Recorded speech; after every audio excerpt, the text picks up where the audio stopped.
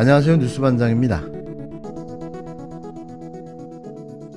오마이뉴스가 이번 40 총선에서 벌어진 언론보도와 관련해 12일 2024 총선 미디어 감시단이 발표한 내용을 보도했습니다.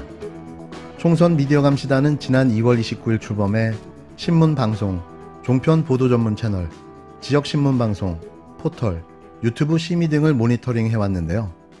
이번에 그 내용을 보고서로 발표했습니다. 총선이 끝난 다음 날인 11일 선거방송 심의위원회 회의가 열렸는데요. 이날 안건은 총 11건으로 의견 진술 3건, 지난 회의에서 의결 보류돼 넘어온 2건, 일반 안건 6건이었습니다. TV조선 대상 안건은 권재용 부위원장, 이민하 위원이 TV조선 관련 이력으로 심의를 회피했는데요. 너무 당연한 거죠. 의견 진술을 진행한 4건 모두 제재가 결정됐는데요. CPBC 카톨릭 라디오 김혜영의 뉴스 공감, 채널A 뉴스탑10이 법정 제재 경고를 받았습니다. 이로써 제22대 국회의원 선거 선방심의위에서 지금까지 확정된 법정 제재 건수는 20건인데요. 제가 왜 이렇게 장황한 설명을 드리는지에 대한 사전 설명을 드렸습니다. 본론으로 들어가 이야기를 더 드리면 법정 제재를 받은 채널A 뉴스탑10 보도 내용을 언급하기 위함인데요. 그 내용은 이렇습니다. 채널A가 2024년 4월 2일 재개발구역 아파트 갭투자 논란이라는 보도방송을 했는데요. 취재기자는 이현재 기자였고 현재 삭제되어 내용을 찾아볼 수 없습니다. 공영훈 더불어민주당 경기 화성을 후보의 딸이 갭투자를 했다고 보도한 건데요. 이후 오보인 것으로 알려졌지만 당일 오전 CBS 라디오 김현정의 뉴스쇼에 같은 지역구의 이준석 개혁신당 후보가 출연해 해당 논란을 제기했고 채널A가 이를 받아 보도한 겁니다. 이를 22대 국회의원 선거 선방심의위가 허위, 가짜뉴스, 오보라고 법정 제재 경고를 한 건데요. 불법적이었다는 걸 인정한 거죠. 우선 30억 건물이라는 단어, 그 용어부터가 잘못됐습니다. 건물 아니고요. 다가구 주택이고요. 그리고 아까 말씀드렸다시피 여기는 재건축 지역이기 때문에, 재개발 지역이기 때문에 결국 이거 허물어서 받는 거 아파트입니다. 아파트 32평짜리로 지금 비율이 나와 있습니다. 그것도 10년 뒤에요. 혹시 아드님 말고 자녀분 중에 다른 분이 혹시 성수동 해당 재개발 구역에 부동산을 가진 게 있으십니까? 그 이준석 후보님, 이번 선거를 뭐 무슨 지금 분탕질 하려고 하시는 건지. 자, 성수동에 아니 그거에 국민 눈높이에 맞는지 말씀해 보시라니까요. 제가 다 말씀드렸잖아요. 그리고 22억 주택인데 국민 눈높이에 결국에는 맞다고요. 그러면 그게 22억 주택인데 결국에 거기에서 9년 동안 맞벌이 부부 생활했고 그래서 거기에 대출 한 10억 끼고 그다음에 전세까지 껴가지고 샀다. 이런 걸 영끌 갭 투자라고 하는 거 아닌가요? 연골 갭투자 젊은이들 많이 하잖아요. 예, 그러니까 예. 그거는 그 규정에 문제 없는 거 가지고 문제 삼으면 안 공교롭게도 되죠. 성수동에다가 영끌 갭 투자를 그 딸 부부가 선택해가지고 했다. 그건 본인 직장하고 매우 가깝기 때문에 이제 지금 그동안에 직장 출퇴근하는데 1시간 넘게 걸렸거든요. 그래서 그렇게 선택한 걸로 알고 있습니다. 그러면은 다시 한번 네. 질문드리면은 이 안에 그러면은 전혀 지원이 없으십니까? 이 부부에 대해서 모든 게 법적으로 정당하게 절차가 이루어졌고요. 지원하셨군요. 예. 일부 정려가 있었는데 정려세 다 냈습니다. 예. 그거 아주 클리어합니다. 예. 그러면은 사실 이렇게 말씀드릴게요.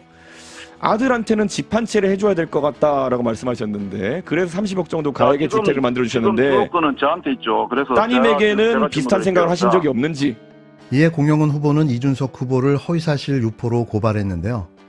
하지만 이준석 후보는 졌으면 조용히 승복하라는 듯 무대응으로 침묵을 유지하고 있습니다. 쉽게 말해 이번 선거는 끝났으니 깔끔하게 인정하고 입 다물라는 뜻인 거죠. 네, 우선 당선을 축하드립니다. 하지만 이렇게 승리해놓고 의원직이 유지가 될까 싶은데요. 수단과 방법을 가리지 않고 어떻게든 이기면 된다는 논리, 매번 편가르고 갈라치는 이준석의 정치 스타일답습니다. 그가 이런다고 그냥 넘어갈 리가 없는데요. 공직선거법이 왜 있는 건지 모르는 걸까요? 이준석 후보의 발언을 인용해 보도했던 채널A는 뒤늦게 사과했지만 법정 제재까지 받았는데요. 명백한 불법임이 이미 확인된 겁니다. 채널A가 2024년 4월 2일 재개발구역 아파트 갭투자 논란이라며 공영훈 더불어민주당 경기 화성을 후보의 딸이 갭투자를 했다고 보도했으나 이후 오보인 것으로 알려졌습니다. 당일 오전 CBS 라디오 김현정의 뉴스쇼에 같은 지역구의 이준석 개혁신당 후보가 출연해 해당 논란을 제기했고 채널A가 이를 받아 보도한 건데요. 그러자 공영훈 후보는 방송 다음날 SNS를 통해 제 딸은 한 번도 전세를 낀 채 주택을 소유한 사실이 없으며 실거주 목적 이외에 주택 투자를 한 적이 없다. 허위 사실을 검증 없이 보도한 채널A를 언론중재위원회에 제소하고 법적 책임을 묻겠다고 알렸습니다. 선방심의위에도 불공정 선거에 대한 시정을 요구하여 심의안건으로 올라왔는데요. 적용조항은 방송심의에 관한 규정, 제20조 명예훼손 금지 제1항, 선거방송 심의에 관한 특별규정, 제5조 공정성 제1항, 제6조 형평성 제1항, 제8조 객관성 제1항 등이었습니다. 채널A는 공시 부부는 서울 송파구에 거주 중으로 실제 거주 목적이 아닌 갭투자를 한 것이라고 단정해서 보도했으나 이들은 실제로 거주한 것으로 이후 밝혀졌는데요. 채널A는 공운영 후보의 지적 이후 4월 5일 정정 보도를 내기도 했습니다. 채널A는 정정 보도에서 뉴스A는 지난 2일 민주당 공운영 후보의 딸의 아파트 매입 사실을 전하면서 실거래 목적이 아닌 갭투자를 보도했다고 했는데요. 아파트 등기부 등본을 확인한 결과 딸의 주소가 다른 곳으로 적시되어 있었다며 하지만 보도 이후 공 후보 측이 보내온 주민등록등본에 딸이 해당 아파트에 전입신고한 것으로 명시돼 갭투자로 보도한 점을 바로잡습니다라고 언급했는데요. 즉 채널의 해명을 보면 이들은 실거주 여부를 알 수 있는 문서인 주민등록등본을 떼보거나 직접 딸이나 후보를 통해 사실 확인을 명확하게 거치지 않고 소유권을 증명하는 데 불과한 문서인 등기부 등본만 가지고 실거주를 하지 않는다고 단정적으로 오보한 겁니다. 이는 이번 선방심의위원회에서 계속해 문제를 삼았던 한쪽 주장만 보도하는 데서 비롯된 오보로 실제 선거방송에서도 직접적으로 연관되는 후보자의 시정 요구였는데요. 그럼에도 끝까지 이준석 후보는 이 문제를 물고 늘어져 마치 공운영 후보와 그 가족이 재산 축척을 위해 모든 서슴지 않고 벌이는 부도덕한 후보로 몰고 간 거죠. 결국 이 총선에서 이준석 후보가 승리한 겁니다.